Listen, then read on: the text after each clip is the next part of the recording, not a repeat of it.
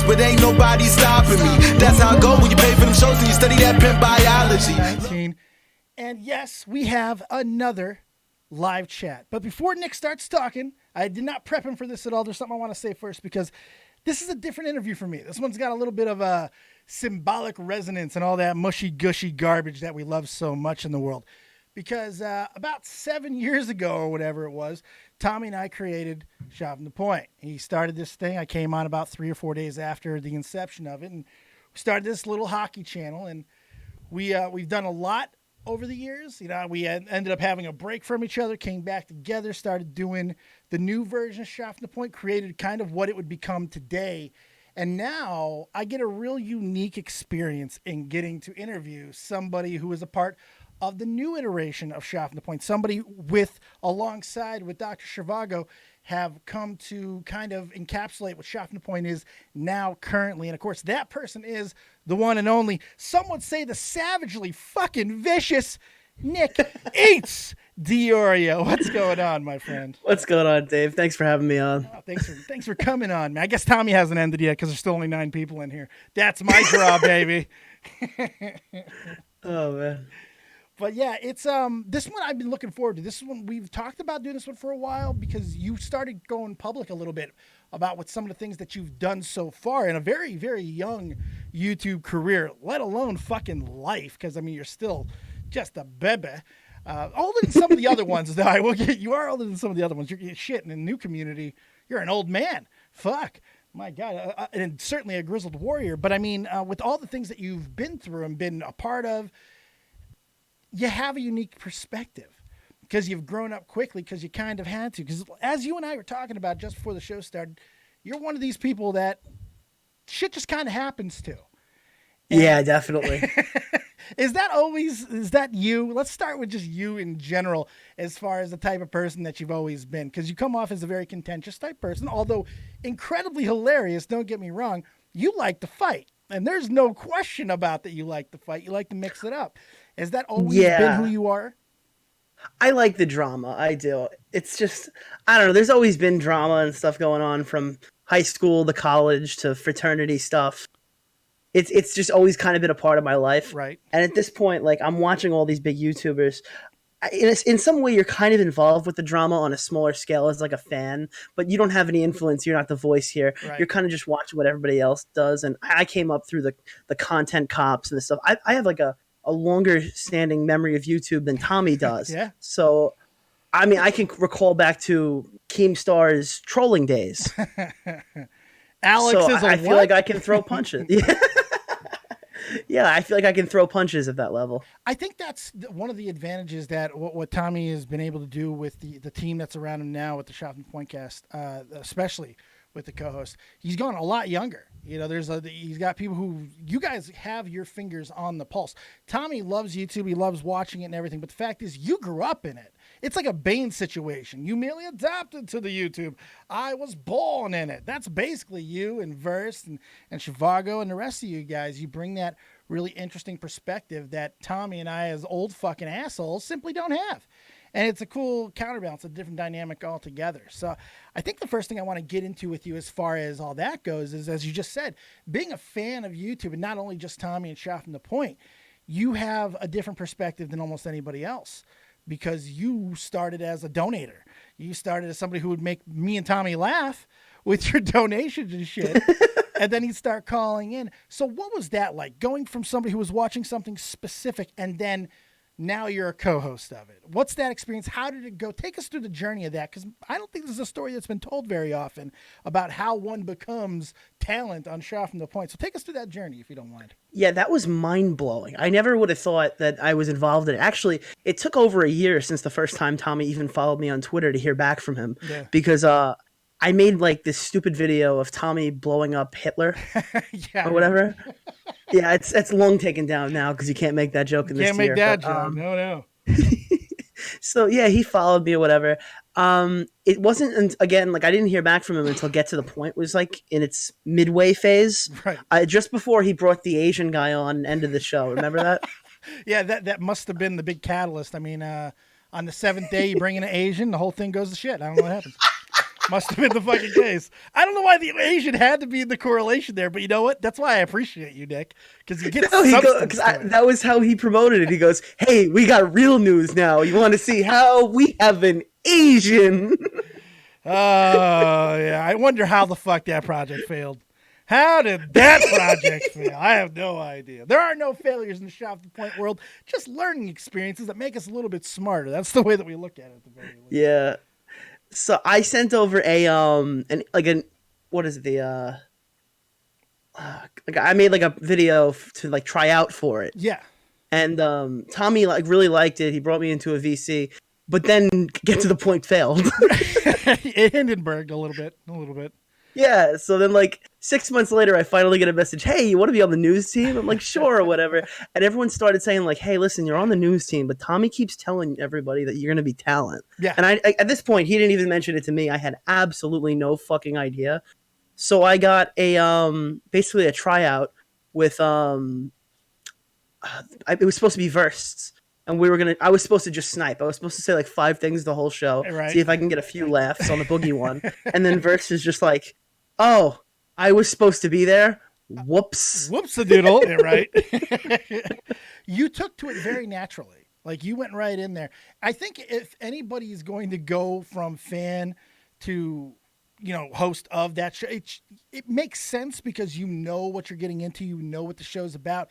But just for your personality, you couldn't have been more perfectly matched with a goddamn show than Shot from the Point, especially now. I mean, it's been nonstop battling. It's been nonstop fighting. Has that taken a toll on you, by the way? I mean, you seem to embrace it. You seem to be like Tommy, and that's just like it fuels you in that. But does it take a toll on you when it's just nonstop?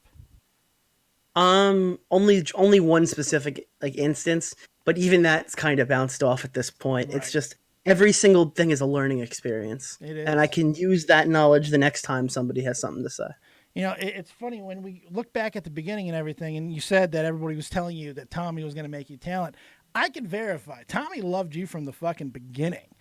No, I'm not even kidding. Tommy from the very fucking start. I would say shortly, I know you were well part of the team at this point, especially when you started making videos, Tommy really started getting on this train with me of telling me he thinks you're going to be one of the next big guys. And I actually pushed back on him a little bit on it. I'm going to be 100% honest with you. And the reasoning behind it is I said, "Tommy, I think he's too mean. I think he's too mean." That's very possible. Look at Willie Mack's show. Right. He tells it how it is, and he can't grow. Right. I'm like, I think he's too mean. I think he might be a little bit too mean. And that is something that you have not lightened on. This is not even a criticism at all. You have stayed exactly who you were. Like some people, when they get an opportunity and they become a part of a bigger show, they shrink to that. They don't become what the person thought they were buying. Tommy's actually a really good example of that himself with Baited. I think Keen thought he was going to be getting a completely different type of person. He thought he was going to be getting an attack dog. And Tommy went a different way and became a role player in Baited and let the other guys scream and he would laugh and all that stuff. And it worked. And I don't think Keem wanted him to get over in that way. It was a different dynamic altogether. Sometimes people don't fit into the roles that people have for them, or sometimes they're just incapable. You stayed the exact same, and you've been this, I don't want to use all these fucking stupid terms like the Cavos gladiator type things, but man, you will go into any stream. You will go into any thread. You traverse the fucking Discord world. What is that? Is that just because you're so enamored with the drama? What is it that's driving you to be this combative? I've learned a lot from the blood sports side of YouTube. It's looking at it now, it was a very stupid idea to open up with blood sports, but then again, it's what got me to 1,000 subs was the blood sports videos. And like you learn something in that community. Like, I mean, I don't know. I spent time on the Kumite. I spent time around all those people, and you kind of have to learn faster in that situation. Right. Oh God. You kind of have to keep your head up at all times, and you take a lot of like cues from guys like Mr. Mediker. You definitely learn what to do and what not to do, don't you? Yeah, I think it's a lot of watching Mediker and a lot of seeing how he traverses, because I do think he's a very smart, like, I mean, I know we're not on like very good terms with Mediker. He's tweeted at me a few times. He's called Tommy out like in videos. Yeah. But we're both still fans of how he carries himself. Maybe not the videos he makes, but it blows my mind how he can walk into a community, demand an audience, be dragged up at any time, say what he wants, and then just leave Yeah, Teflon. and walk away from it. Teflon. Yeah. Nothing sticks. It just that is really weird because how many people can you think of like that? Like even the people who don't have anything that sticks to them long term, like a Keemstar type of guy, mainly because he doesn't quit and he just keeps finding another way. They take something. You know, Keem is taking. Mediger doesn't take shit. It's just it slides. What is that? His personality? Is that a respect thing? Why do you think it's his audience? You think it's just his audience? When he goes live, he rivals PewDiePie numbers. Really? It's that massive? I mean, he'll pull 20,000 people. I don't know anybody his size that can pull 20,000 people. The biggest criticism on my Susie Lou video is that this woman is a 250K channel. She's a small nobody. Well, so's Mediker. Right. Right. But he's got a lot of power. Yeah, he does. He does. Is now a lot. Do you think when we talk about people with power, you know, the first thing you want to ask yourself is, does the person know they have power? Do you feel that there's a lot of people who you're covering or whatever, they're using power for the wrong reasons or the wrong ways? I mean, is that part of the reason why you're going after some of these people? And that's probably the better question. Aside from just whatever the drama is currently and what Tommy's covering or whatever, when you decide to enter the fray, what drives you to do so? What are some of the things that you look for? I wanted to say one thing, that sometimes my videos push the show in a direction. That's something people don't realize. Sometimes I start working on a topic, and if I'm working on a topic, I'm constantly talking about the topic. Maybe not publicly, but in these private rooms I am. And for some reason that sorts like the show gets tailored around it sometimes. Yeah. I mean, to be fair, we walk away in November from the Ralph situation if I'm not making a video on it. Probably. More than likely. And who knows where that would have went from there. Because that's shit. That's still a combustible. You never know. It's like everything's a tentative peace, you know, or a tentative silence, or whatever you want to call it.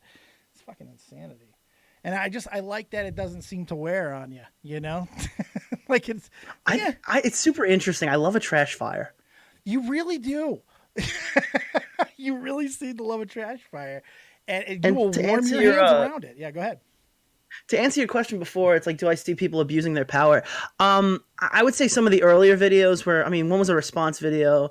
The other ones, I don't know. I don't really know if I stand by them anymore. Oh, really? But more recently, I'm talking like the Susie Lou one. That's obviously a girl abusing her power. Oh, no question. The Twoon one, bombing a pedophile ring. That one, I mean, that had to come up. I'm almost glad it didn't blow up because then it brings more attention to those people. I can live with that. r/, I have a lot more information that I found since then, and I think that guy's a scumbag, so I might go back and look into that. Real? See, now that one's, because I still get some messages on the interview I did with Blair, and people like, oh, yes, you're just lying about people and all this stuff, but that's never going to stop, but please continue. I'm very close to cracking that one. I just need someone to vouch for me in that.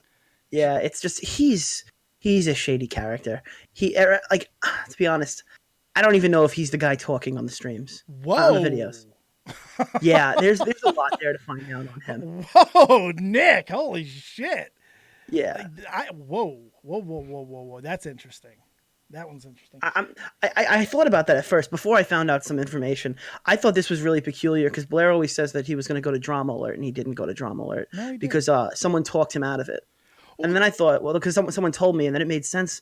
Maybe he couldn't go on Drama Alert because Keem doesn't know that's not him. You think it could have been that's possible too, but do you think that it could just be as simple as he continued to grow? You know, Blair didn't really take a big piece of his ass. He's still growing now, right? He's still just continuing to fuck on. So it's like maybe he just didn't need to. You know, that's the thing. I think we all see, because we're kind of in that community where everything has to get handled all the time and we have to respond to things that maybe we don't have to. So is it possible that a guy from another community, from the Reddit community, simply just only wants to take it so far, and that's why it doesn't seem to have a long-lasting effect? Well, I mean, when it's just one creator making a video, you're not going to really see a large lasting effect. Right. And I mean, I don't really consider myself even someone who made a video because I'm not like even close to the level Blair is. But to be honest, if there was stuff that I didn't already know, I could understand that. It's just there's too much here. There's too much consequential evidence that points to him being shady. See, now I like that. I think because when at least you're looking at the possibility of that, but I like Yeah. you've seen enough to convince you otherwise. And I guess that's a good tease for a later fucking video. By then, you should hit, and it's possible even by the end of this show, you could hit 1,500 subscribers on YouTube. Congratulations, by the way. You were only 8 away at the beginning of the show, so that's good shit.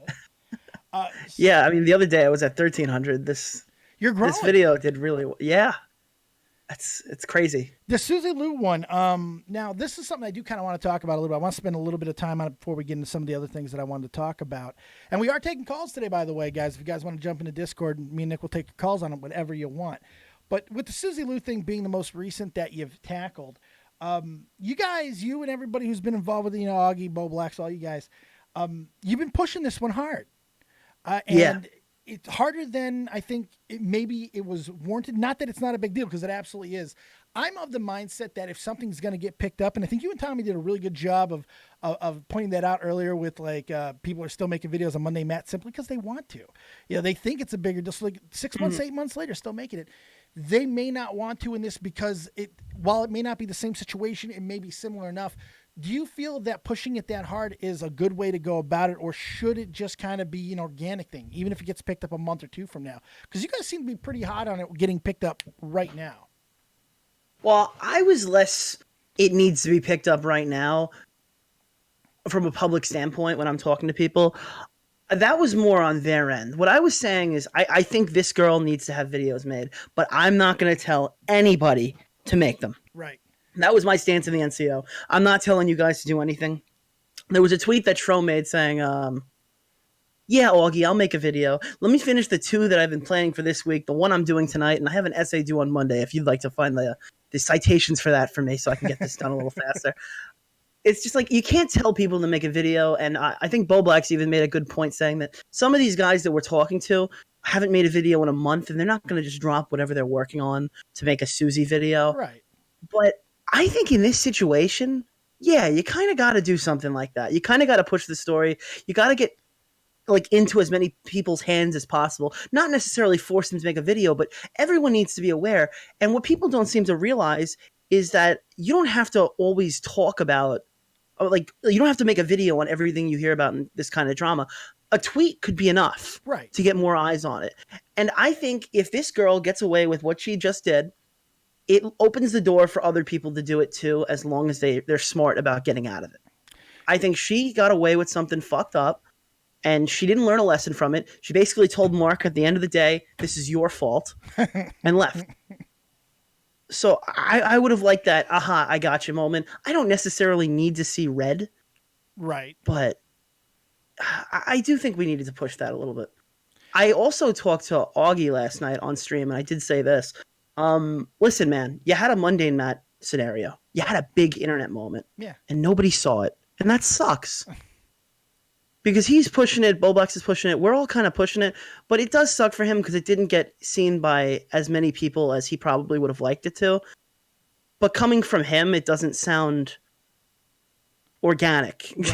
Well, I think the organic argument kind of goes out the window at a point, too, when, as you just alluded to, there was a stream that happened that kind of became like a legendary thing. A whole lot of big YouTubers became involved with it, correct? It became a big old thing.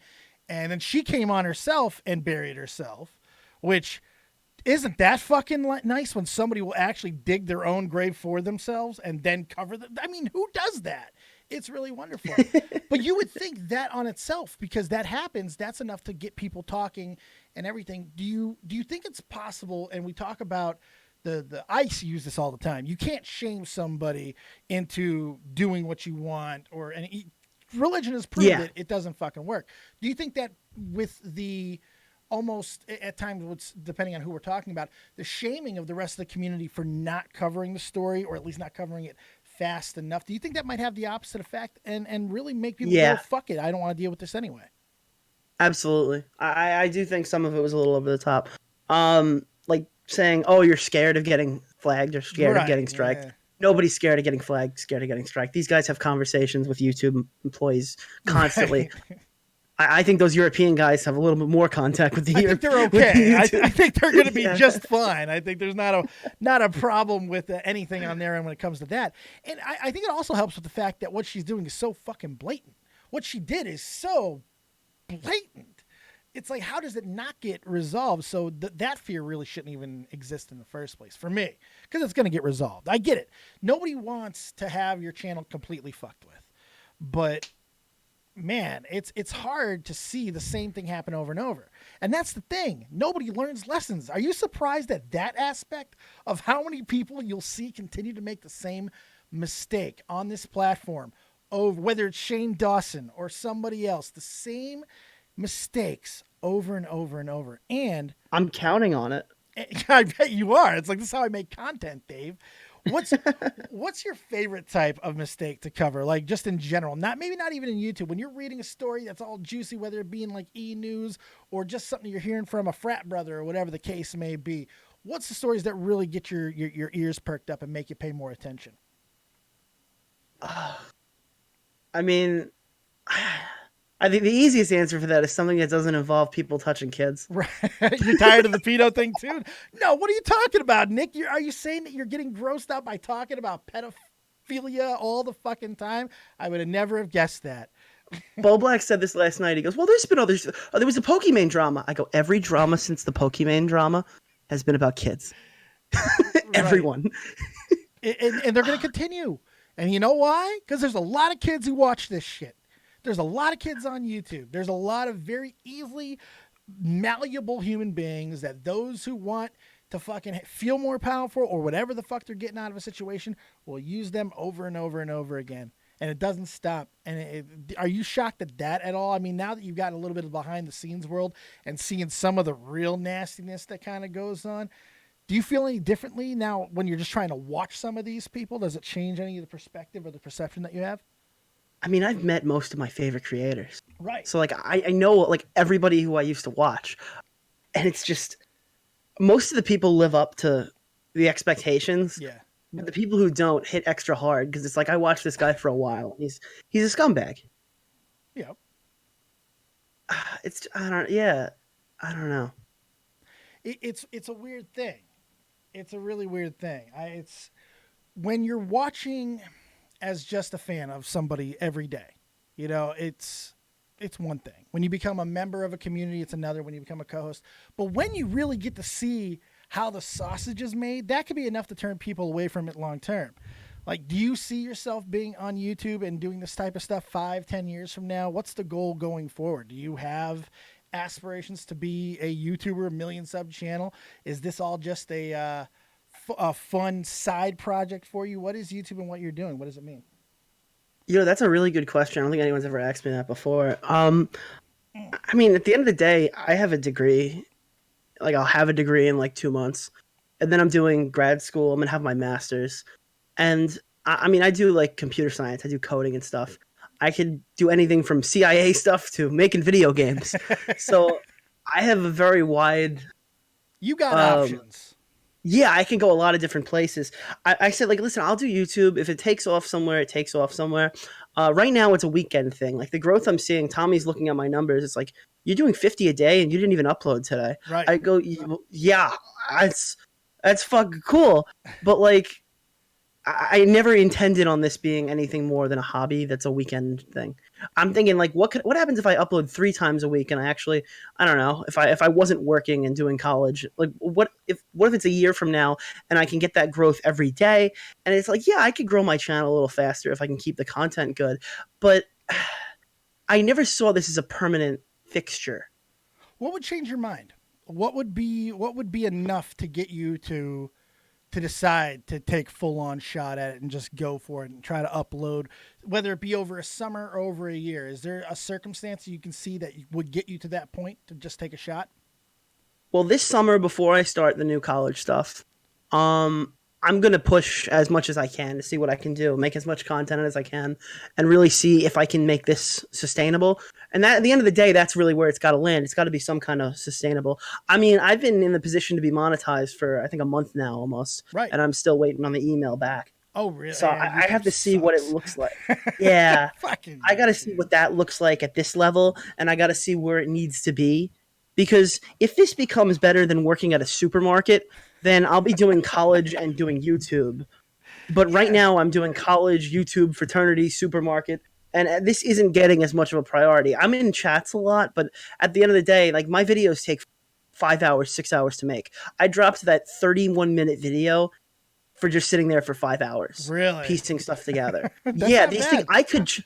realistically, these things could come out multiple times a week. Easily. So Based on I need to that. see when it becomes sustainable. I need to see if I can work it with a schedule. Maybe if I like check out some actual real jobs, because I don't consider working at a supermarket a real job at the moment. Hey, I've worked at a couple, man. Bag boy for life, sucker. It's all right. Go backs, I do baby. produce, I stack Go the backs. shelves. Fight with Jesus.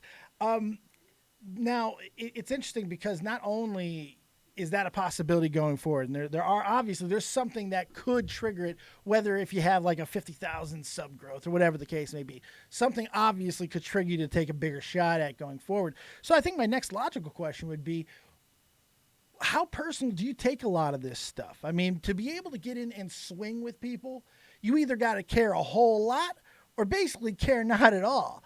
Where do you fall on that spectrum when you're mixing it up with somebody over just a random YouTube drama that doesn't necessarily have anything to do with you and or shot from the point? How do you feel about those? And then contrast how you feel about the ones that are more about you and shot from the point. I think this almost makes me sound like a sociopath, but I like it. That's good. Fuck it. Let's go, Eats. I don't give a shit at all. Well, most of these times, like I'll care if it like involves something really, really bad. But even when we're talking about Instagram wake up with those girls, right? The girls who are willingly selling their stuff to people they knew were pedophiles. Yeah. Like, I don't feel bad for the girls. I mean, at the end of the day, like, Twoon's an idiot, and we need to publicly shame him. That's where I go with that one. But he's your By buddy the way, thank now, you, Twoon, for shouting me out this week. That he's your buddy. What the fuck? No, that's what a lot of people are going to find out too. I also really don't care about that stuff. Like, thanks for the shout out. I'm not going to stop being a dick. No. Is that the real lesson here? Is like you have no problem with being a dick. I don't, and even getting it back, it's like if I can't take a fat joke, I can't do this job. Right, because you and I, we know we're fat. We walk around every day this way. And if we're going to be shitty to somebody, what's the first thing somebody's going to say to us? We're fat. We're fat. Dave, I made a video on the Ralph Retort and Zoom and David Sherrod, and I opened it up with eating cake. That's right. That's what you got to do. It's like, what the fuck? Let me take the sales out. We're out of the sales here a little bit. Yes, I'm fat. Let's get the elephant out of the room and actually respond to my content, which is something that I noticed that you talk about a lot. When you, especially when you attack somebody, you notice the same thing I think Tommy noticed, same thing that I noticed, same thing I think a lot of rational people notice. A lot of the people that you've had, fights, whether it be Keem or Ethan or any of the other motherfuckers, they share this common thread. Dude, does anybody ever get to the point of what the problem is that they might have with you, or the problems they may have with the things that you're saying? Because I don't see a lot of that. I don't see a lot of point for point contrast. Like, this is what you said, this is why it was wrong. Are you surprised at how little of that there is in commentary today, especially when someone's responding? Well, I would go and say that for a lot of the situations that I find myself in, like going after somebody, they don't really have much to say. I'm not going after people on really, like, the most broad thing I ever did was r/, but for Ralph, I had him balls out with a doxing server. Twoon blew up a pedophile ring.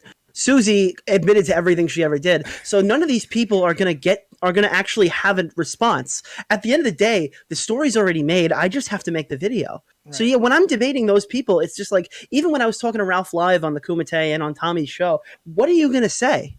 Right. I already know everything. So you can't take my points down. You can't go after me because we already know you're wrong. Yeah. That helps. I mean, it definitely helps you be on a firmer ground, right? You have full confidence because you know that you're in the right. It's not something that has to be debatable because they've already admitted to it. That's why I'm asking the question though, because is it shocking that it's still just more blunt force fucking trauma by these people? Do you think that someone's ever just going to get it and either tap out or admit to a fault? Is that what you're trying to get them to do? When you make a video, what are you looking for at the end of the day? Do you want a repeal? Do you want an apology? What are you looking for? What are you trying to accomplish? Draw more attention to it. It's just like, hey, listen, this was really stupid. Don't do this. I mean, the Instagram wake up one. Hey guys, FBI.gov, tips.fbi.gov. Use that. Don't do this. If you have a problem with a creator, don't strike their videos. And if you're going to strike their videos, send them an email first. Yeah. Ralph, don't go after Kraut for having a doxing server if you're involved in multiple doxing servers. Usually it does help to not be you tend to really go after the hypocrites really, really hard too. Does that? It's easy. Is it always? Does it bother you? Does like the hypocrisy thing grind your gears more than others, or is this just everyone's a fucking hypocrite online? Well, these stories are really entertaining to me, and I don't have to do a lot of work to make the story if I've been there watching it the whole time. Like, I mean, with the Toon one, I had that script, 36 minutes, done in about 30 minutes. I just started writing. I'm recanting the events of everything that happened because I was there every step of the way. Makes it a lot easier. If I find something interesting and I can watch it, I can laugh at it, I'm trying to take that and make it even more satirical for different reasons on my channel. I don't want to talk about a story that everyone's covering, and I don't want to just chime in. Like the Just Destiny stuff, you didn't see a video from me because everybody talked about it already. No, that's true. That's true. I want to try to take a different take on an already funny drama. Yeah, and that's a thing, too. Comedy itself. I mean, not everybody uses flat-out comedy. You are a joke-a-second type of guy, and you are typically a mean-spirited comic when you really get your shit going. And I assume that's just from growing up and being a ball buster on the East fucking Coast. Living on the East Coast now, I have less questions about that. Like, I was like, is Tommy just fucked up? No, you motherfuckers are just like this. It's who you are. It's something. Oh God, you want to hear a story real quick? Yes, please. Oh God. All right. So I used to do like these fake rap things. I posted one on YouTube about drummer Ralph and the Quartering. But I used to like enjoy writing the diss tracks back when like YouTube diss tracks were big. I'm talking like 2016, but even before that. We had like this history and all those type of things. Yeah. But it was like significantly more personal. I would listen to a lot of songs by 50 Cent, and then I would go and do that. Okay. And I thought, you know what would be really funny? If I record a diss where every line is a diss at somebody in my fraternity. So I'll just go down the list. And I accidentally said a few things I shouldn't have said. Oh, no. Oh, God. At one point, I accidentally leaked that somebody in the fraternity slept with somebody's ex-girlfriend. Jesus Christ, and I didn't Nick. realize it wasn't public information. Why would you think it would be? Because it rhymed. Oh, well, that's the rule. I totally forgot. If something rhymes, everyone knows about it. How can I fucking forget that fucking rule? Holy shit. God, do you feel like comedy is the best way to get a point across? I mean, a lot of people now are debating whether can comedy be a political weapon? Should it be a political weapon? People who are saying that comedy can't be are fucking stupid, in my opinion. I mean, when you can get somebody to laugh, this is just my opinion, and I'm only saying this because you already said yes in the background. I heard you agree very, very quickly. So I'm going to elaborate just a little bit. If you can get somebody to laugh, it's a very powerful thing. A laugh that means they've connected with you on that. They felt the same thing that you were, and they fucking are laughing. They're responding to it immediately. When you can get an emotional, visceral reaction from somebody, they remember it. And it just so happens the comedian that we're talking about happens to be like a fucking wordsmith, somebody who's lived a lot, like, I don't know, a George Carlin, a Richard Pryor, a Dave Chappelle. Mm-hmm. They can be incredibly powerful with their comedy, with their art. It can be a political movement. It can make waves. Do you see that being the case? And if so, is that something that you try to use, to fortify that? That's why you're making those jokes, or is that just some bullshit rhetoric? Perfect example for that. I've actually taken a lot of cues out of John Oliver. Okay. The night show host. That's what you'll see in some of my videos. Sometimes things pop up and like the little squares on the top left corner. Right. That's a cue from his style, what he does. John Oliver is a left-wing person. A little bit. I do not agree with left-wing politics, but I can sit there and watch and I can have a good laugh with him. So I get to hear his message that way. I don't know. I don't agree with that world, but when he brings me into it, we can agree on some little things and laugh. Yeah. So I think it is. It does, like, comedy has a place in politics in that manner. It's just, yeah, it's interesting with the way people can do that. Satire's powerful. Can convey that. Satire is very powerful. Political cartoons have been around for fucking ever for a reason. If you can make somebody have a visual, like, you could call somebody a pig. You know, like, this person's a pig, that person's a pig. But when you draw the same likeness as a character, but pig-like, it changes it. It's funny. It's humorous. It makes you connect to it immediately. And you understand the point a hell of a lot more. John Oliver, I don't like John Oliver either, by the way. I ain't a fan of his. Oh, no, I love him. I absolutely love him. I mean his politics. I'm not a fan of his politics. Oh, okay. Yeah. But his delivery and the way he's able to, I don't know if he believes a word of what he says. I don't know how much he's writing what he says. But he is one of the best deliverers of jokes going today. Yeah. He's a machine gun. It's perfect. My problem with John Oliver, and I think that this kind of goes into something that we've talked about as a theme, is kind of the same reason that you have for going after some of the people that you've gone out on YouTube, and that's hypocrisy. Like John Oliver, I don't like, especially, and I didn't really get into it until the WWE thing, because, you know, as a wrestling fan, I took that shit personal. Yeah. You motherfucker. Which, by the way, there's a lot of evidence. It looks like this might be a work. It might be a fucking work. The way somebody broke this down in the wrestling community in a way that really opened my eyes a little bit. And Ace Trainer and Liam actually mentioned about it too. This thing might just be if John Oliver shows up at WrestleMania, this is all bullshit. This was all a fucking work. It's leading to something else, a promotion tool. Oh, really? That would be very interesting. Well, John Stewart's been on multiple times. You know, John Stewart's, I think he might be going to the Hall of Fame for the WWE one fucking day because he's been around so much. I think this might be the next step in that. I'm not 100% sure yet, but it's looking that way because WWE doesn't respond the way they responded to John Oliver. Typically, they don't respond at all. So it's an interesting one to me. I don't know. And then to invite him, I don't know. It seems weird. Seems bizarre. But I don't know. And he almost promoted it while he was breaking it down, too. Yeah. Yeah, he did. He did. Because at least you're talking about it. It's a week before WrestleMania. Everybody's already talking about it anyway. I think you really just put it on people's lips a little bit more. And the thing that got me, though, and I didn't really see it until this one, because, you know, that's the best way to get somebody to realize you're an asshole is attack something they love. And that happened. I'm like, what an asshole. How dare he? But I went back. Yeah, I know. I'm unshot from the point. I know everything about that. That's right. This is how the sausage is made. It's Nick DiIorio, motherfuckers. No, he did a while back. He did the World Cup, and he demolished the World Cup, and it's a great video. And he talks about all the atrocities and the slave labor that's being used in Qatar and all this stuff. And then he goes, at the end of the day, I still can't fucking wait to go to the World Cup. I'm like, how are you going to then ask for protests for goddamn WrestleMania? I don't get it. I don't get it. Maybe I'm crazy. Maybe I'm nuts. I don't know. Yeah, I agree with that. That's probably the right way to think about it. Another thing that he has that, like, the other people don't is he gets the fucking HBO budget. Yeah, that helps.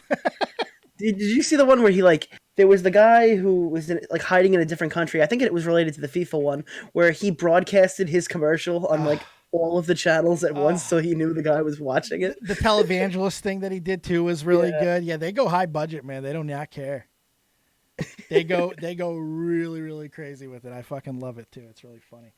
Good Lord. I want to bring it back to you a little bit because we're getting a little deeper into the interview, and I do want to take calls at some point as well. I don't know what your schedule is the rest of the night, but I want to take you I don't want to keep you for too long. I'm free till whenever you need me. I fucking love that shit. We'll talk to the cows come home. If you guys want to get and ask some questions, go into Discord. But I do want to ask you a few more things when it comes to the YouTube journey in particular, because you have gotten to meet a lot of people. You've gotten to interact with so many big creators at this point. You know, you are part of the NCO, all that type of stuff. What's been the most exciting thing that's happened because of this entire ride? What has been the one thing that you can point to that's really gotten you more excited that maybe people didn't even know about? Damn, that's a good question. Well, I think, and this is going to sound really stupid, But we were talking about the Susie Lou stuff just this week, Right. and then that's when Colossal is Crazy said, I think you should all watch Nick's video. I'm watching it now, and it was really good, and it outlines everything. That one got your pussy wet, huh? I was like, all right, I don't really lose. I can talk to a lot of big YouTubers. I can sit and talk to Keemstar in a chat till the cows come home. I have. Right. And I don't really fanboy out like that. I was like, all right, that's kind of cool. I'm not going to lie. That's... It's a different dude. Try being picked for a fucking talk show by the motherfucker. You want to really get your goddamn mind blown. I remember that call when Tommy's like, "Yeah, well, Clown wants you to do Catch 33." I'm like, "What?" What the fuck? I miss that show about? so much. Craziness. But that's why I can connect with you on that though, because I went through the same ride. It was a crazy thing when you're starting to talk to all these people that you've been watching or that you've heard about for good or bad reasons. You start being in these worlds, these voice chats. You're getting compliments from people. One of my first ones that got me really bad was Leon Lush, because I'm in love with him so much. Fucking love me some Lush, man. How can you not love the tomato monster? I have no fucking idea. But it's one of those things that you don't really get used to. Are you finding that that transition being more true for you? I mean, especially with everything else that you have going on, you're kind of walking in different worlds. Has it sunk in yet of exactly what you're doing and who you're talking to? Because you're a fan of YouTube. You're not just somebody who walked in. You're not a normie like me. You're a fucking YouTube guy. So what does it mean? I like it's one thing with guys who like me and people are like talking like really positive about me and all that stuff. But then there's the flip side of that. Right. There are a lot of people who really, really, really don't like me. This is true. I've gotten a few emails on you. I'm not going to lie. Yeah. I started getting, I started putting things together. I'm making like a stream intro right now. It's really stupid. But I started compiling all the rants that have been made about me on YouTube.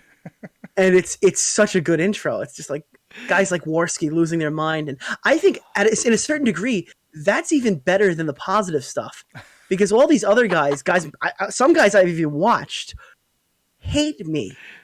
I've had such an influence that they've gone on a 30 to a full minute rant about how much they want to fight me in a parking lot. And that just gets you hard. That's like, yeah, that's just like, I want to keep doing this shit. This is crazy. This is great. They're talking about cut me. A wrestling promo. Right. Yeah. He just said my name. He wants to fight me. Get the fuck out of here. This is crazy. Oh my God. Why do you think that people have such a reaction to you? And we talked about this offline a little bit too. You and Tommy are just happen to be these type of people that shit just happens to. Tommy's never had a normal fucking interaction with a celebrity in his life. He's fucking incapable of it. Is it the way that you guys speak? Is it your demeanor? Is it an East Coast thing? Bring me into the world. Tell me exactly why is it that you guys are just lightning rods for shitstorms? Because you are. Because I don't care how famous you are. I walked up to fucking Keemstar in public at a fucking closed commercial.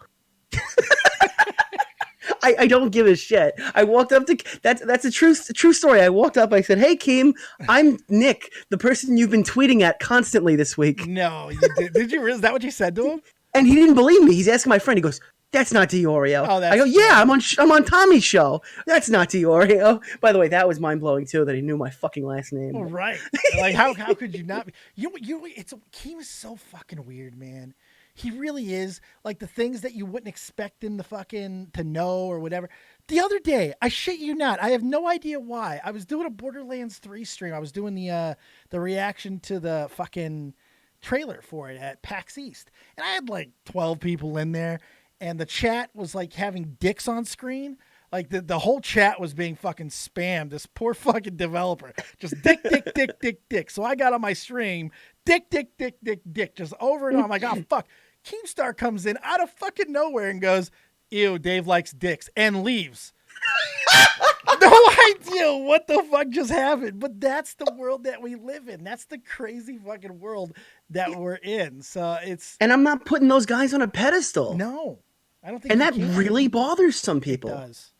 It does. Is that the thing? It's like they're not getting the respect from you or Tommy or for whoever that they're having an issue with that they feel they deserve, and that's why they target.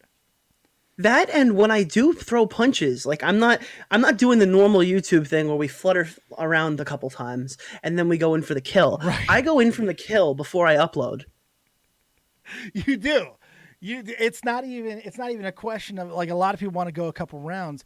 You shoot your shot. Whatever you have, you go after it. You're not going to notice there's not a lot of part 2s on my videos. Yeah, you don't need to go Beetlejuice Goes Hawaiian. We've said everything we need to fucking say in the first. Yeah. Twoon didn't get a 3-part documentary series. Twoon got one video that was 36 minutes long. Is that a smart thing to do, though? I mean, like, especially what we see on YouTube with everyone freaking out about monetization and everything, and just in general. Sequels are what gets things. Hell, Repsion has had a complete fucking reemergence onto the platform and in the community because of Onision. Because once again, he went back to that well, and it's blown up again. Do you ever see that as an option? Is there anybody who could piss you off? That's a better question. Is there anybody that could piss you off enough to where you can make those type of videos on them constantly? If they keep responding, the videos will keep coming, but most people know not to. Some people don't, and it's turned into other issues. But I think with that whole situation, it's just, how do I explain it? I lost my train of thought. I straight up lost my train of thought there. I was trying to play it off. Happens to the best of them. I did the same thing earlier, and I completely abandoned a question because I completely lost my train of fucking thought. So don't worry about it. It happens to the best of us. Even you, Nick. Even you. But that's okay. Let me ask you this then. What has been the most fun for you? The one that's giving you the most gratification, the one that is that's giving you the most to keep going in this. What have you felt the most pride in so far of everything that you've done on YouTube? Hanging out with everybody, planning shows. Planning shows is very fun. Watching the numbers go up. Those are always nice. Always helps. Yeah. That's what I wanted to say. Now I remember. As fun as it is for the numbers to go up, this is dialing it back. I don't really care about them. Because at the end of the day, I told you in the very beginning, this isn't my dollar. I'm not making my money off of this. This is a weekend job for me.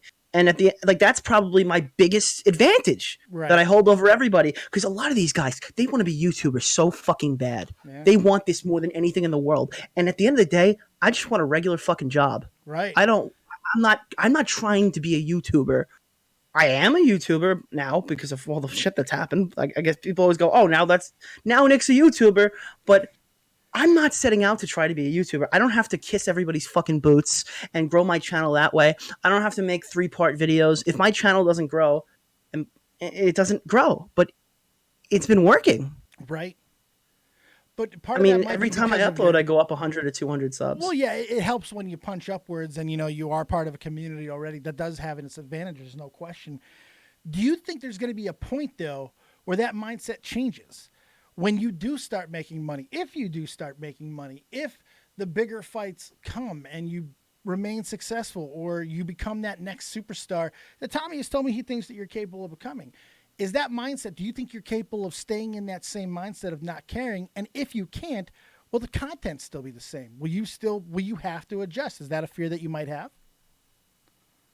Yeah, to a certain extent it is. But I mean, even if I'm still aiming for sorry, my mom walked in. No, you're good. Even if I'm still aiming to, like, oh God, can you repeat it? I just no. I gotta read the chat real quick because Billy just said something really funny. He says, yeah, I read that too. That's probably what completely fucking threw you off too. Because my mom walked in. It's like, oh, Nick, you're still on the thing. Don't worry, Ma. He'll be there to help you with the laundry very soon. Don't even worry. Yeah, but no.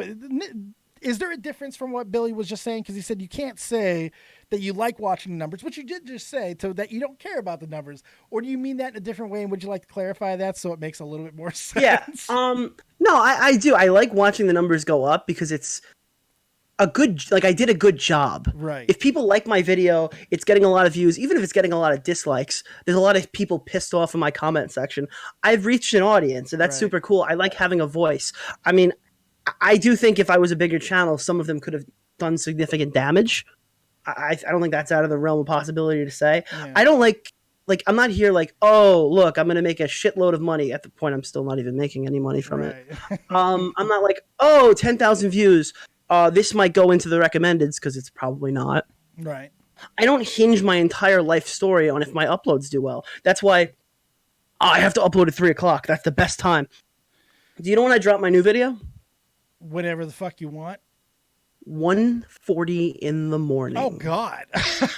Yeah, that's not ideal. That's not optimal time. And it did 10K. Yeah. Sometimes It's just like, and stuff.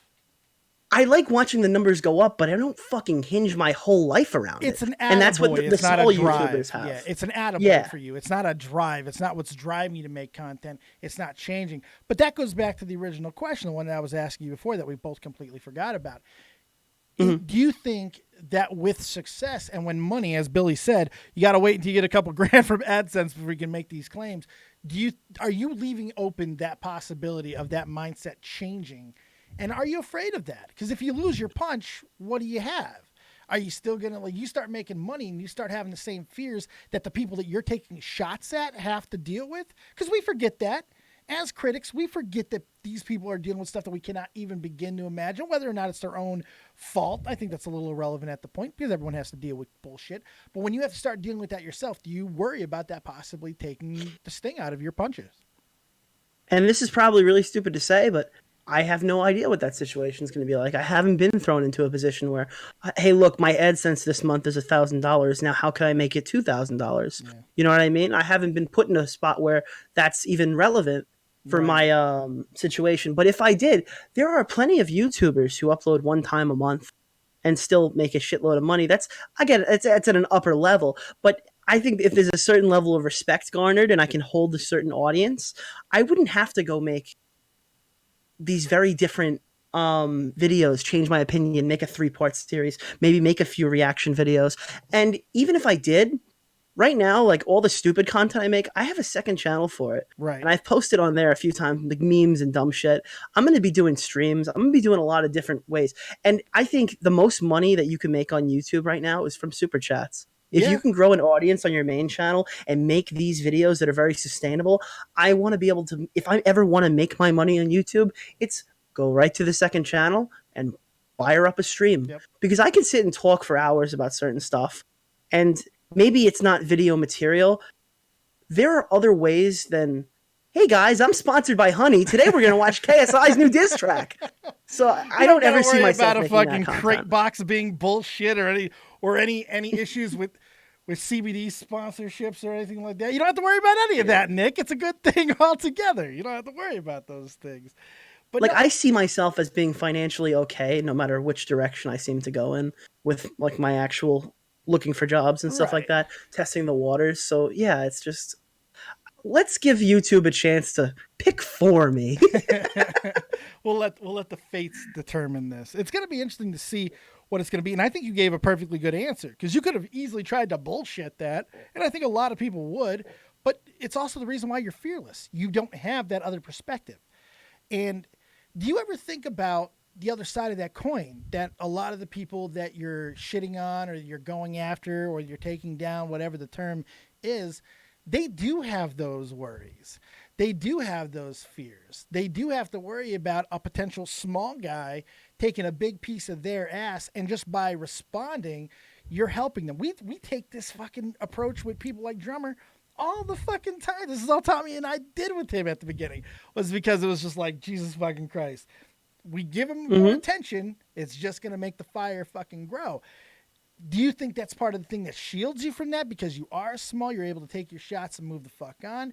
What do you think about that dynamic? Because eventually there's a good chance you're going to have to deal with it yourself. Does it change anything for you? Well, I've kind of gotten that firsthand. I mean, look at the last 3 people I gunned down. I haven't heard back from Susie Lou yet, but Twoon's giving me a massive shout out, apparently, which that could benefit me until the people click on the video about him, and then maybe not so much. But then Ethan Ralph follows me on Twitter now, and he laughed at a donation that I sent to his stream. People, that's the way YouTube works, because if I'm on the uppity up, the people who don't like me kind of have to knock back and go, hey, Nick, yeah, remember all that stuff that happened in that conversation? You know, yeah, that's all behind me now. Let's be friends again. And that's that's how you know when those people are thinking that way. Right. Well, That's when they're thinking of do I really want to go after this small creator? But there are so many people, Dave, who are dumb enough to go after that small creator, who haven't learned that lesson, who maybe can't take that criticism. And that's what I'm counting on. That's what I'm doing right now. That's my brand. If you're dumb, I'm going to make you look stupider. That's the whole hope. Please be stupid enough to respond to me and allow me to make good content on you. I assume the answer to this question is pretty obvious. And real quick, Bo Blacks, thank you very much for the $5 Canadian, which is what in Canadian money, about 32 cents. Less. Like that? Yeah. Something like that. Thank you. I appreciate it, my friend. Cat ears and Magister wig for you, sir. Enjoy. Thank you very much. I appreciate you. Faye wants you to eat 1,500 Oreos because yeah. Sure. I will die. I don't want diabetes. You don't want the wolf. I don't want to be Nick Diabeto. No, it's not good. Grow a mustache and just say diabetes. You're basically fucking Wilford Brimley. By the way, we're fat Faye. We're trying to fucking dodge the beats like the fucking Matrix. Do you understand that every cookie is a potential fucking death knell for me and goddamn You know how horrible it is to work in a produce department, being surrounded by disgusting vegetables? It makes me sick, Dave. It's worse than these pedophile stories on YouTube. I walked past a carrot and I cringed. Absolutely, you fucking should. You know, every time I go into a goddamn toy store, I have to punch a Cabbage Patch Kid just because of the fucking Cabbage Patch part. Fuck the vegetables. Fuck them all. Fucking disgusting. Leaping Lizard said, "Wouldn't it be ironic if Oreo's first sponsorship was milk?" I hope so. You got to take it. If Big Milk Corporation ever comes to you and says, "Nick, we got to give you some of this milk money, man," you have to take it. We got this milk money for you, buddy. It's coming. The milkman's coming from my channel. He's coming for you. Good God. By the way, I hope one day you just get this neon fucking jersey that just has my nickname for you on the back. Eat. And just fucking have that shit glowing all the fucking time. I think that's it right there. You are Eats in my book. Nick Eats. DiIorio. I love that one ever since the beginning. How come I nobody know. else ever said it? No one's ever said that to you. The closest thing, I named my Discord DiIorio Factory. Get it? Like the Oreo Factory. That. No, I like that. I just can't believe that nobody's ever used it. It makes me fucking absolutely crazy. Okay, a couple more things, and we'll take some callers and we'll get up out of here. I have to assume the answer to this question, the craziest thing that you've seen anybody do so far to criticism, it has to be fucking Lucy, Cindy, Lou Who, right? I mean, Jesus Christ. Have you ever seen anything quite like that where somebody just... Yes, on the kill stream when Matt did it. No. I forgot. The internet, the IBS, I did forget about those days. They did that nightly, didn't they? No stream was ever as big as that one. And even then, they could never match that when they tried to do the same thing to other people. Right. That was the last time that they had a massive, massive story that went mainstream. Everything else, if you weren't watching it, you wouldn't even know about it. That's crazy. That's insane. But, I mean, it followed it to a T, actually. Like, the walking her dog was Matt going out to collect boulders. When she found out you could show the flag history, there was a gigantic 10-minute pause before it actually came up when she was a deer in headlights. It showed up on screen, and everyone went, wait a minute, wait, no. It's just like, it was exactly the same. Jesus. That's Ralph DMs me. He goes, how the fuck did you do that? Yeah, I'm sure. Oh, man. And that's when he followed you, right? Followed you. Yeah.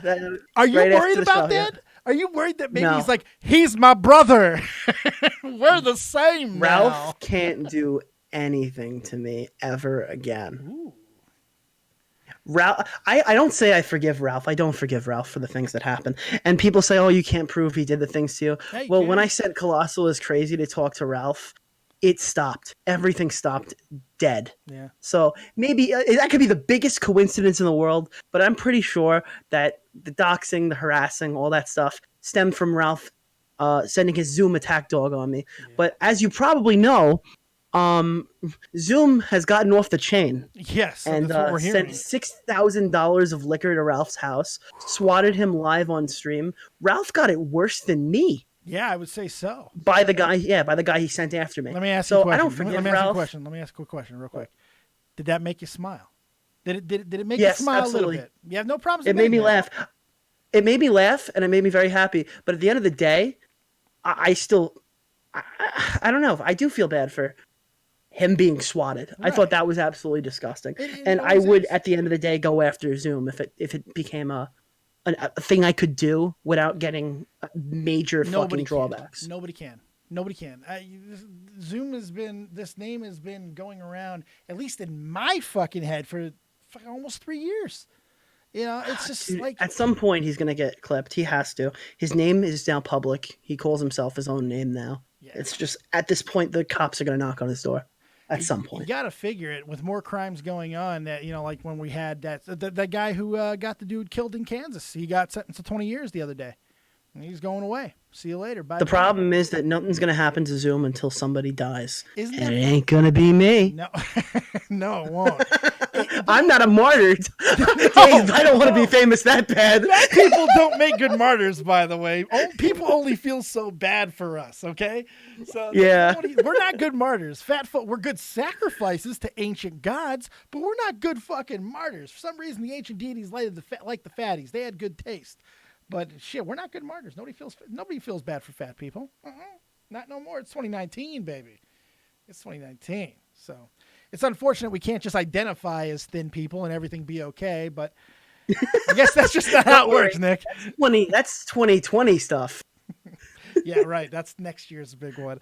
I think we're wrapping it up here on the questions as far as it goes. If anybody has any calls, we're going to bring in Vega in just a moment. But the last one that I have for you. Have you felt at any time that you really have gone too far, even without? Yes. Okay, go ahead. I look back on the Nerd City incident. Oh, that's the first. This is what started it all for you on your videos. Yeah, you even mentioned in the beginning. Oh, so you do take back something? Yeah, I do. The only reason the video is still up is because Nerd hasn't privately asked me to take it down. Really? Which, if he did, I'm opening up. I would take them down. Maybe not the first one, because I do at the time think that criticism was valid to make. Right. Because then Philip DeFranco made the same one the next day. Yeah, he did. So I mean, I do think you kind of put some stuff in there in the wrong order. The second video was a video that was a direct response to him coming on Shot from the Point when I wasn't there and I couldn't defend myself, saying that I was too mean. And a lot of you don't understand, a lot of small commentators come up and they think they got to act like fucking Kavos, gag, but they got to think they got to come in with this hard mentality, and I took that a little too far. But I'm like, all right, this guy fucking thinks I'm mean. Oh, okay, I'll show him what mean looks like. And I just said horrible shit to somebody who I respected. I definitely respect now. We're on talking terms now. I mean, he's a fantastic, talented creator. I said horrible things to him, all because I was mad that he went on my show. I'm on it with Tommy. That's my platform. I get to speak when I wasn't there to go after me. And after all that, that's a very honest answer. Yeah, I do. I do regret some of that stuff. Especially and the reason we did that, he might be the next big. He might be like your generations, the next generation. He might be the next fucking big guy. It's very possible. Yeah, but think about that from my perspective. Right. We're going after Andy Warski this week. Andy Warski's trying to rope us in with something. He's conniving something. He's out of his fucking mind. And then Nerd City pops in and does something, and we're guns blazing in blood sports. Yeah. We're not doing commentary stuff. We hadn't done commentary stuff for like a month before this. Maybe we talked about Boogie once or twice. Right. But I mean, he's been on the kill stream, so whatever. We're treating him like he's Andy Warski, and that was where we fucked up. We're like, no, this guy's trying to fuck us. More me than Tommy, but I was starting to convince Tommy that he came on there. He's trying to make this into a big thing. He's going there. He was not doing any of that. No. Oh my God, were we in the wrong? See, but I think that's the good thing. The fact that there are things that you can look back on and learn the lessons from, that hopefully that shows that anybody in the fucking world, if you're just willing enough to listen to it, you can fucking learn a lot from this shit. and you hopefully you won't make the same mistakes that everybody else does. And that's the one thing that I think that you have going for you, at least up to this point. You haven't yet to show yourself to be a hypocrite. Like, aside from what Billy pointed out with liking views without liking views. Yeah. But that shit's just funny. But you haven't had that big aha gotcha moment yet, at least that I've seen, that makes you the pariah. Do you think about those days? That'll be the last question that I have. Does that ever deter you? I got caught 3 times. I got caught 3 times. Just now, being one time where I said, I'll straight up apologize. I was wrong. Right. That's literally, and that's what I do. If I find myself in a wrong thing, I'm not going to be like, well, I got to save my reputation, so I'm going to pass this off on something else. You Mark After Dark, you're at fault here, sir. No, Pate-Bin. Do you remember Pate-Bin? Yeah. David Sherratt posted these fucking leaks that were proving that Ralph was making fun of Sargon of Akkad. Now, I had gotten these 3 weeks prior, and in my Ralph video, notice they weren't there. They never were in there because I couldn't track them. And all the stuff I did have, I was in the Discord server with the logs. I had all the actual stuff from the source. Why would he send me screenshots if I have everything here? So I didn't include those, but I laughed my ass off about it on Twitter, and I look like a fucking idiot. Right. And I immediately went, we were wrong. Sorry. Same thing happened with Ian Miles Chung. Yeah, wow, that one. Apologize. And I don't know if you know the true story about that. I screamed at Tommy for like 30 minutes before. We got to go live right now. 3 o'clock in the morning, my time, we're live. And we're just like annihilating Ian. We got to get Ralph on. We need to make sure we get this right. I DM'd Ralph earlier in the day, and I said, I retracted all my fucking statements, so I don't want to hear any shit. And he, even on the kill stream, said, Nick had nothing to do with this, so I still don't know what's with Ralph. I think Ralph likes me deep down. I really do. He might. I think Ralph likes me, but I retract. When I'm wrong, I will fucking tell you I am wrong. Yeah. Again, so I don't have to because we're fat. Like we have to overcompensate because we're fat. You know, that's just kind of how it is. Immediately, we're wrong. There's no question. All right, you want to take some calls? Sure. All right, let's start with Vega's been in there. Vega's always a great call. One of the members of the team, the one, the only, Mr. Vega. What's up, baby boy? I was laughing because he said, it's because we're fat. That was the last thing before I got pulled in. I heard, because we're fat, man. You know, that's just how it is. It is. We're overcompensating because we're fat. We have to be better. Yeah. You know that. Why are you so mean, Nick DiIorio? Oh, there we go. Get him. Why Vega. am I so mean? It's fun. I'm an asshole. Don't ever change, you sweet, sweet angel. No. My question is, what is your favorite podcast? I don't know. I didn't ever heard. What was your? I said it. I miss Catch 33. I really do. I like the dynamic of the show. I liked what you did with the graphics. I was a big fan of Baited, and I thought Catch 33 was a fantastic successor to whatever the hell Baited was after that. I didn't watch that show. Yeah, we were actually a show. Yeah, that was the difference between us and Baited. Yeah. Yeah. Baited was a shit fire, like at the end of it when people were just fighting and back and forth, and I found that very interesting. But as an actual podcast goes, you felt like more of an actual podcast. Leafy coming on Baited did not feel like a podcast. I'll throw Catch 33 up there with any fucking podcast that's ever been. I loved what we did. I still love it to this day. I don't give a fuck.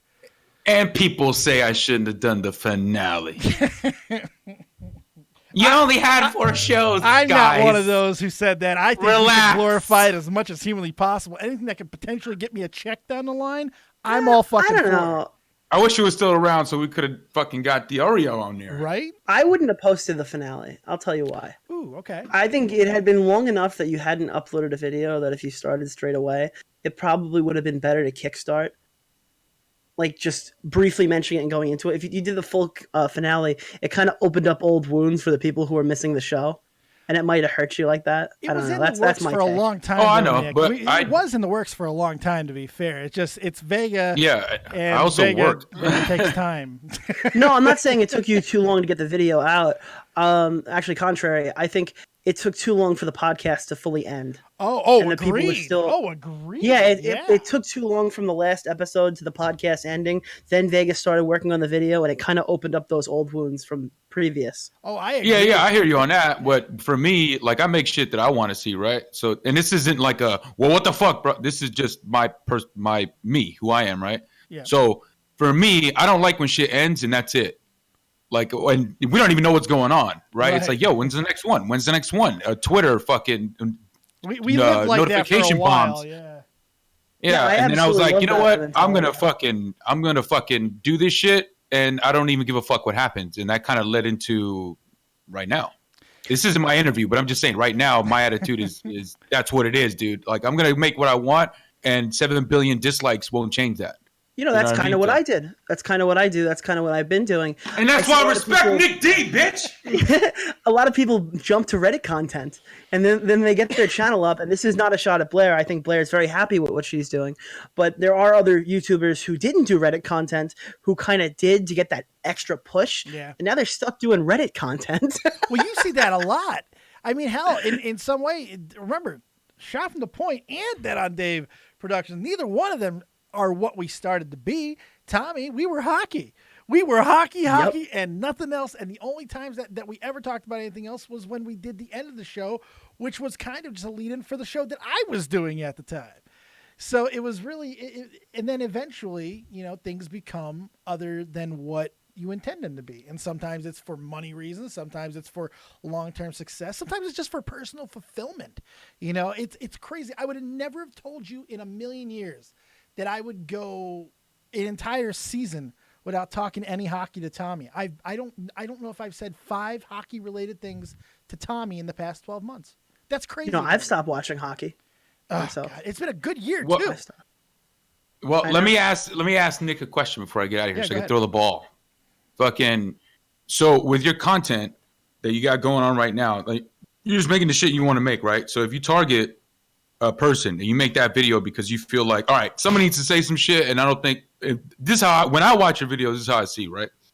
So just in case you need some feedback, when I see your video, it's more of a, yeah, probably somebody should have said that. And I don't know if anybody other than Nick probably more the hardcore out in your face type of people. I don't know if anybody else could have done some shit like that, right? Yeah.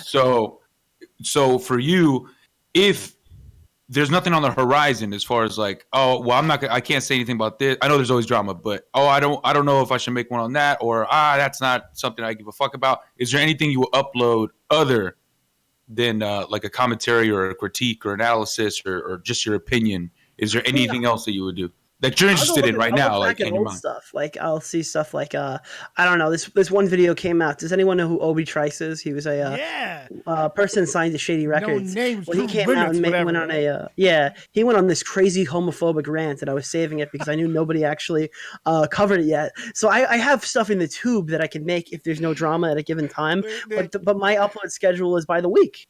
So I gotta cut in before real then. quick because I can confirm this thing with Obi Trice. I saw Nick in at least 3 fucking different goddamn group chats that I'm in with him where he tried to push this fucking Obi Trice thing and nobody gave a fuck. It was amazing. It was incredible. And I did it. It did decent on my channel. It's just, I made it. I tried to combine 2 different things. I see all these genius videos, so I made it into a genius video where I made the racist rant pop up like lyrics. I thought that was funny. Which was really clever, Jesus. by the way. It was really clever. All right, perfect. I'm gonna get up out of here before I take up too much time. Vega, finish your fucking video so we can do your interview, you fuck. I'm looking at a render bar. I was supposed to upload it yesterday for the Patreons, and I'm looking at this render bar in disbelief. And now I look like a jackass, but that's fine. I'm going to render bar you, buddy. I'm going to render bar Listen, if you watch it and then you hit me up in my DMs and tell me, hey, listen, that wasn't worth it, then for sure. You know that's I'll not going to be reconsider. the case. I'm going to suck your dick like I always do, and then I'm going to beg you to come on for the interview. You know how this works. Vega, if you were a wrestler, would your top move be the atomic render bar?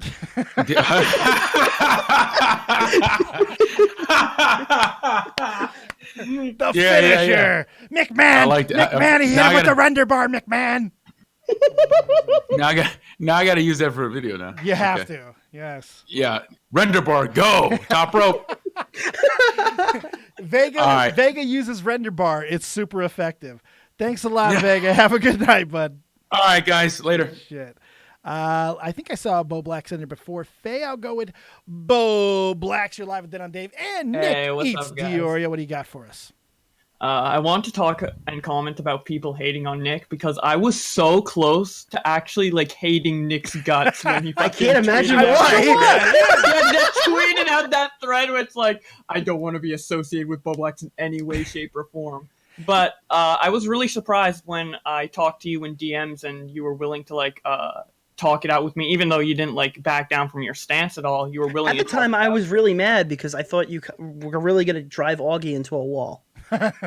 Yeah, that was never the intention, so I felt really bad because you've since calmed down. You've since calmed down with the crazy. I'm just letting you know you've done a lot better since then. I want to just clarify. But the reason I respect you is because like you were willing to talk it out with me in DMs, and the thing I respect the most out of people is harsh criticism to where they don't want the person to end. Like with Tommy in particular, I got the feeling that he wanted me like off the platform. He just wanted me to like lose all my subs or whatever. But when I talk to you, it feels like you do want the best for me. But I basically told you that I don't want you off the platform. Somebody's gonna level you off the platform if you keep doing what you're doing. Yeah, that's what I basically said. That's what it boils down to. And yeah, I like telling it how it is. I don't feel the need to lie to people. Yeah, and I respect the shit out of that. Like, harsh criticism and people not dancing around and being like, oh, I think this, but I don't want to be like mean and hurt your feelings. Like, I hate that shit. I love it when people just tell me the harsh truth, even if I don't take it well at first, because obviously it might be a bit aggressive. Like, who likes to hear that shit? You know, it's reasonable to have a knee-jerk reaction. Yeah, but for people like me in particular, I feel like I really benefit from harsh criticism, and I need to have that slapped in my face so I understand and I can learn from it. You like and really I don't rough take those sex, subtle don't cues.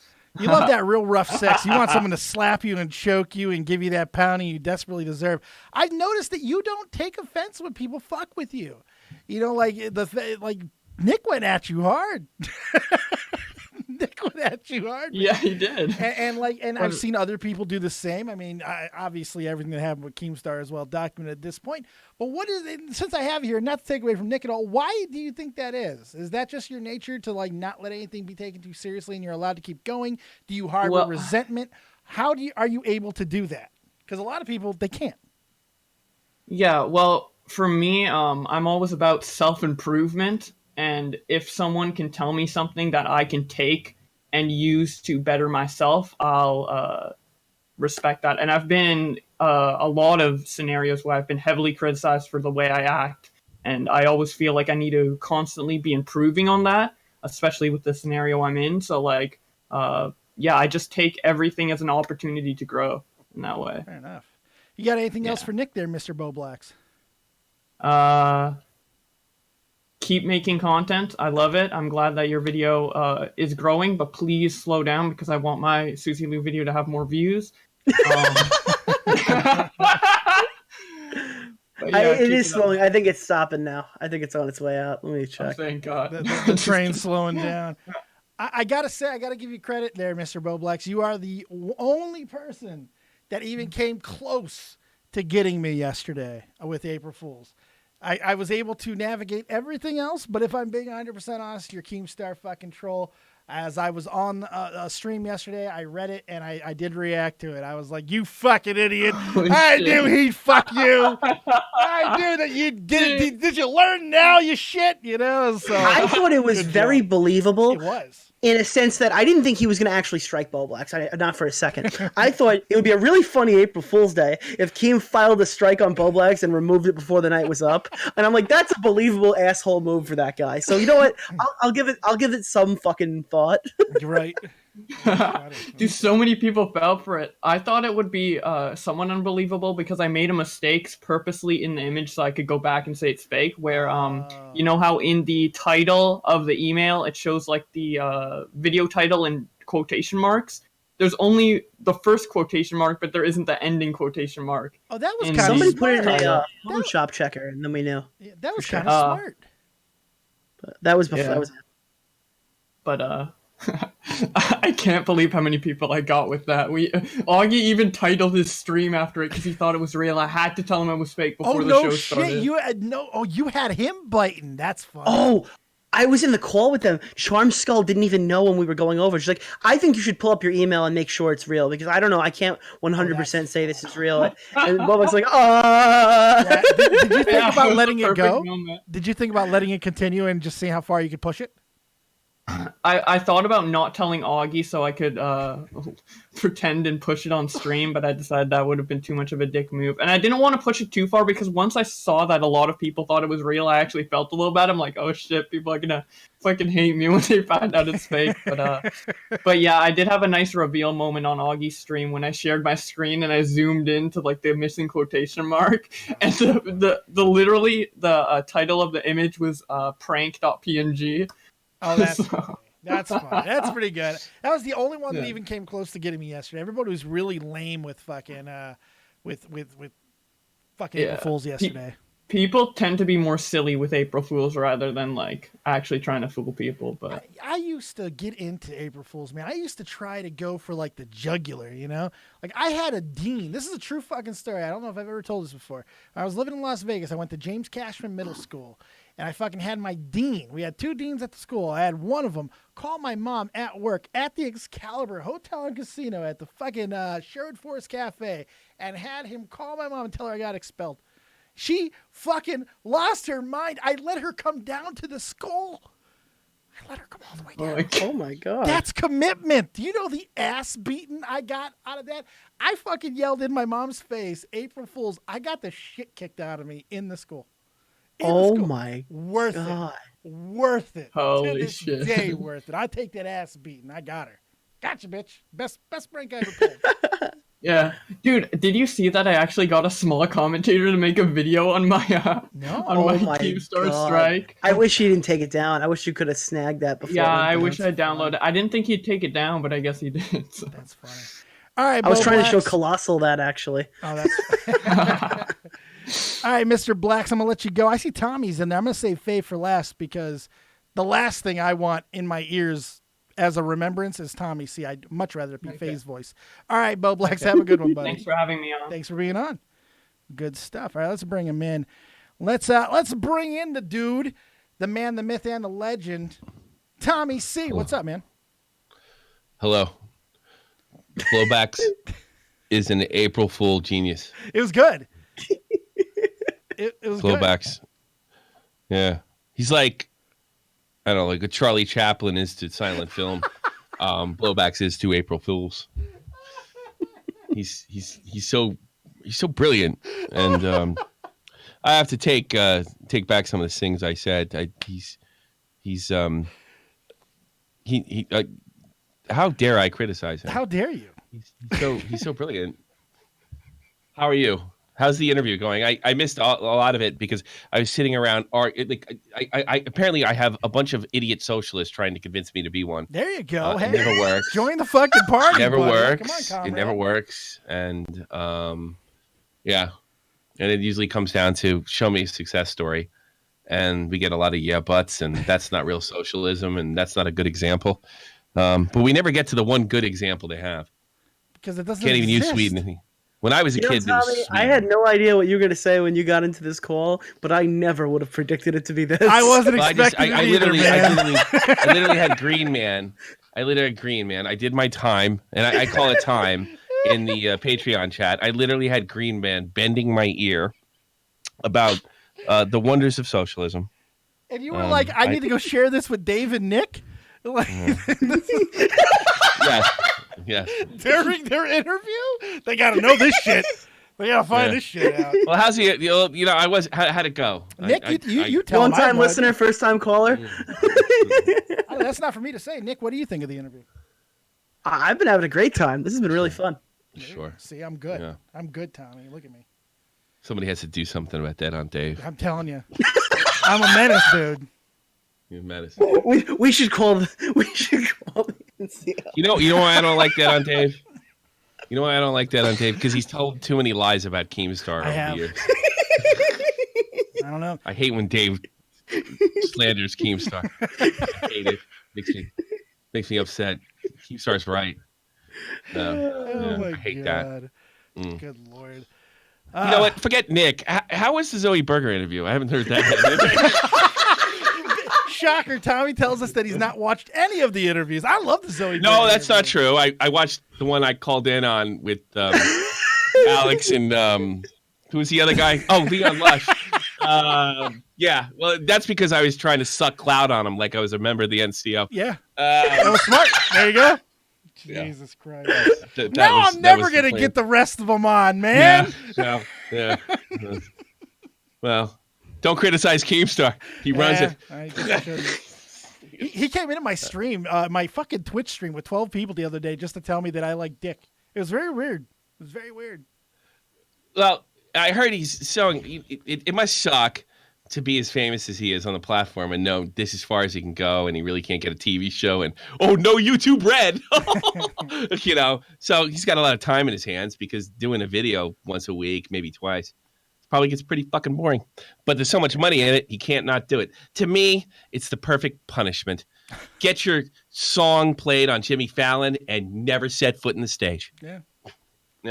To me, it's like life in prison, and being told you're going to get the death penalty one day, and it just never happens. You're just on death row forever. Well, he's never going to get to that high echelon of Hollywood or anything like that. No. Sometimes it is like going the exact opposite. That's kind of fun, like making friends with Zoom. And sometimes you can just be in the position where you can just do whatever you want. And for the time being, that's exactly where he is. Well, being king of YouTube ain't too bad. Ain't too bad. Yeah. The kingmaker. But when you're a narcissistic maniac, it probably drives you crazy. So I take solace in that. Fair enough.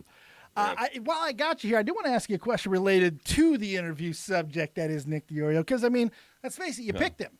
You picked him to be a co-host, the integral part of the show. I mean, I think he will be a 100K sub guy in about a year or two. And you told me that from the very beginning. And I pushed back on you. And you told me he was shit, and I should get rid of him. That's not what I said. I said he was mean. I said he was mean. I was like, he might not make it as big as you think. I don't think he's mean. He admitted that he's mean. This entire interview has been about how he's mean. I was very mean to Nerd City. See, on a New York mean, he's like a 5. That's true. I'm like an 8. All right, that's true. That's very true. That's perfect. I'm like a 6. I'm like a 7 or 8, and he's a 5. But for YouTube, I'm like a 13. That's right. Most of these guys are tremendous pussies, and they can't take any sort of criticism. No. So this is like a thorn in their side. For me, it's just like a normal conversation that we would have among friends, and it's just. Well, I noticed in the Army too. It's like, I'm sorry, East Coast people take ball busting better than fucking Midwesterners and in some cases Southerners. 100% agree. They have their version of ball busting, but it's not as intense. It's different. As no, because we don't walk in a room and tell everybody that every single thing that they like sucks. That's what you do. That's about a 4 in New York. Usually we talk, hey, fuck your mother. Hey, listen, as long as it continues to be good, I am very, very grateful for the amount of clicks my small channel gets. Right, yeah. I don't have very many videos that have come out. I think the Geek Thulu has done the worst, and that one was private for 3 days before I made it public because it was a skit. Fucks it up. Yeah, it fucks up the algorithm. It absolutely fucks it up, but everything else, 4,000 views, 11,000 views, almost 11,000 views. Sure. People are clicking on my shit. Well, I'm sure PewDiePie would like above 90 million views, and it's not going to it's not going to happen. But it's when anytime you're outdoing your sub count, you're doing something right. Right. I know, and Nick's been doing that pretty regularly. He gets more hits than the sub count. I would love to have that. Yeah. Probably buy a car. I think you'd be able to live off that. It's car money. I agree with that. I'd name it Nick, the car. I'm gonna ride that train. Ride that Thomas the Tank Engine or whatever the hell he's called train. If you name I'm it, an asshole. I really am. I'm the kind of guy who would get into a beef with somebody, laugh that they lost their YouTube channel, make a brand new YouTube channel, call it Killstream Live, and make a fucking URL, youtube.com/killstreamlive-the Ralph Retort. I am and then continue to upload to that channel. I am that asshole that people will have to deal with. Yes. Is that what you saw? I don't think Nick really has. He has a defensive mean bone. I really don't think he has a mean bone in his body. No, I don't think he ever wants to hurt anybody. I don't. I really do believe that. Well, there is a difference between the public and the private persona. But you're a little like me. I'm not trying to say like every time I log off, I talk exactly the same. You're pretty close. Yeah, you're pretty close. Look, Nick smiles a lot. He has a lot of joy in his life. He's fat. He spreads that around, and he always gets fat. Makes you happy. Yeah. We smile. No, Nick does. I never heard him get depressed. Even during the doxing thing, which is a little spooky, I was really worried. He never really got depressed. So it is, I think things go most of the time Nick's way throughout his life, and it shows. Doesn't let a lot of shit get under his skin. No. I think the worst part of that whole situation was I had to shut the fuck up for once. I couldn't go back there and hit them harder than they hit me. That's what I wanted to do. But at that point, like, if it gets to the point where you can't take me down when I say something like that, and you have to go harass my mom. Yeah, I think you won. That it's fuck you, dude. I remember Ralph said, he says, I can't wait to take apart your video. He never did he? Ever. No, he followed him 2 days ago. Yeah. He's a fucking fan now, Tom. Yeah, that's what I said to Dave before. I have fucking shit on there of your website hosting fucking doxes to the guy who runs Right Wing Watch. And it's not like it's his name, address, and phone number. It's his fucking grandmother's sister's nephew's dog that he's got all the information to. Caught red-handed on his URL, and he goes, well, I actually let Josh from Kiwi Farms run that for him. Well, that's the problem, Ralph. How are you going to defend yourself there? You can't. Well, he didn't do it. Sort of like he didn't write those super chats. But I don't know. Yeah. I'm actually, I feel a little bad for Ralph these days. I do a little bit. I do. I do. Yeah. He got his just desserts. He's got his comeuppets. Yeah. But it does seem when they eat each other, it's always for like the most unfair thing. There's so many. There's so many things to criticize, like Tonka for prior to this whole thing. There's so many things to criticize Ralph for. There's so many things to anybody that's been eaten. And they always get Failure took a poop in the urinal. Good for him. We got to take him out. Who hasn't? Who of us hasn't shit in the urinal? Yeah, something like that. Yeah. So did that really happen? Because that wouldn't shock me. No, not yet. He took a shirtless picture and made me want to vomit. Well, to be fair, I mean, I can go to sleep knowing that, hey, I might be fat, but I look better than Failure. Who, by the way, told me to go to the gym once. Yeah, he told me to go to the gym once, too. I'm gonna take a couple of pokes as well, but I've actually never had a bad interaction with Failure up to date. Up to this day, not one yet. That's because...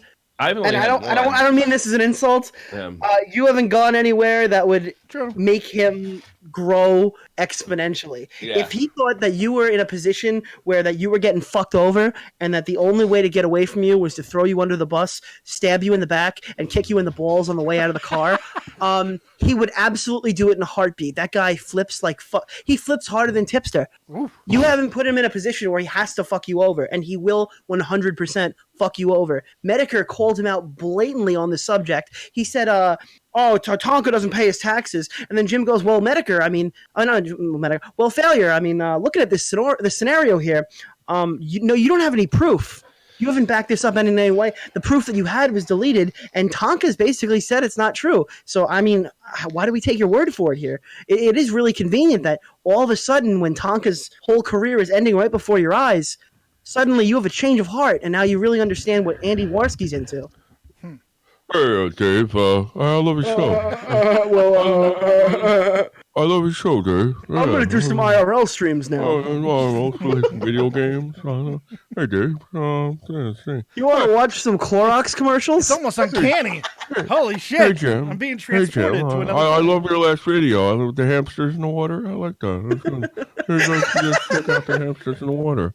Sounds like Alan Rickman with autism. Like, what the fuck is going on? I love it. Yeah. All right, I'm gonna take the last caller, Faye. You got anything else? Today we're gonna have a slow day. Just shoot the shit and talk slow. You like Batman? I was about to bring Faye, and you outweighted Faye. You made Faye leave waiting the call. Good. Fuck you, Faye. Hey, you be nice to my Whoa. Yes, that was my whole plan. Shit, Real Talk's in the chat. I haven't seen Real Talk in ages. He's fucking becoming successful. Yeah. I know. Good on him. We left in the dust. He's never said once that he didn't come on his cat. It's amazing as he got so far. What do you think of that, Dave? What, the whole Shane Dawson thing? Yeah. That's stupid. I mean, look, okay. First off, even if he did come on his cat, We got to prove it first before we got to fucking shit on anybody for it. Clearly he didn't. Yeah, obviously he didn't. Yeah. He said something stupid, and you know me, man. I hate this whole culture of going back Yeah, a few yeah. years. It drives me up the fucking wall, and I don't even like Shane Dawson. And personally, if I had to go on a personal note, I bet he probably has fucking come out a cat a couple of times. Ew, I don't know. really? You believe that? Sure, why not? Why not? Sure, fuck it. Just because it's more fun than not believing, like aliens. Fuck it. I don't care. You know what gets me is he took the TanaCon thing and he turned it into something I would even say beautiful, wise beyond his years. Yet he couldn't handle some stupid he said. Well, I think that ago, you know? the problem is that Tana didn't do a documentary on Shane Dawson about coming on his cat. I think that would have been the most poetic way to end this, is Tana do an entire documentary series on Shane Dawson. That'd be great. You know what? I'm really enjoying this manga, but I'm looking forward to the Shane Dawson coming on his cat prison arc. That's going to be good. It's going to be exciting. The thing to me, though, and this is what Shane always does, he's such a fucking drama queen. Like, everything's Nice gotta be gay. like, Come yeah, on, that's not fair. No. Come on. I forgot. It's ingrained in the I always DNA. give my gay friends the break on the drama Well, he's thing. not my They friend, can't so help fuck it. him. And then you kicked him out of Germany. Well, I give gay people in He's general. a big yes. YouTuber, man. He has seen people You come know, and go. I don't expect wheelchair-bound people to run a marathon, and I don't expect gays to be anything but overly Oh, boy, dramatic. I got to fucking disavow now. Motherfucking just, no. Think about what time. Oh, it's over now. Yeah, Shit. I don't expect next time we play one-on-one you will dunk on me, Dave. All right, you know, unless you, I guess, maybe hit me in the head with your cane. I might have to. No, but what I mean by that is with just seeing the mistakes, whether he's gay or not, he has seen over and over people be in these type of situations. The one thing you never do is make a big life-altering announcement. I mean, Jesus, like, I'll make this go away by telling everyone I'm it getting obviously married. rattled him. It Oh, obviously God. rattled him. It was bad. You know? It was bad. I disavow. You guys are a bunch of cunts. Clearly, David rattled him, though. Obviously, you know what I mean? no, it's quite Yeah. correct. So that was very unshane like. You know, I think I wasn't aware of his edgy humor or his zoophilic humor. He's done some things. Yeah. You know, I think the internet was a different world back then. It's pure shocking. But I'm not going to take away what he did last year. He simply was the best guy in the platform, producing fantastic TV quality stuff, super entertaining stuff. And I think when I saw it, I thought to myself, this is not good for the platform. We need our superstars not to send the N-word during a PUBG stream.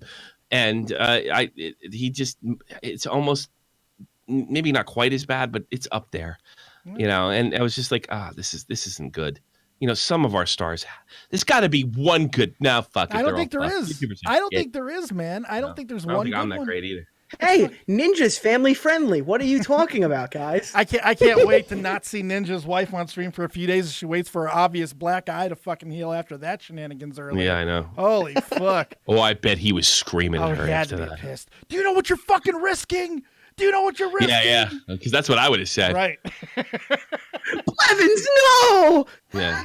I told I would've ESPN took- that I'd be the first 100 million gamer, bitch. What's the matter with you? You know what I would have done if she did that to me?